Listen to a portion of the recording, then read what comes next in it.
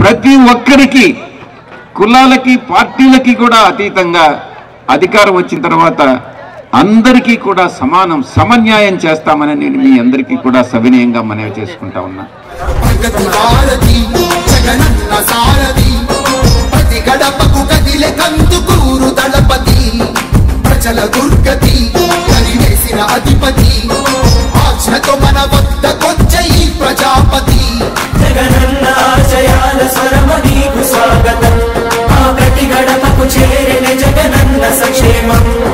జగనన్నతో చెప్పు మేము అంతా క్షేమం, తన పథకాలతో ఎంతో అభివృద్ధి చెందినా.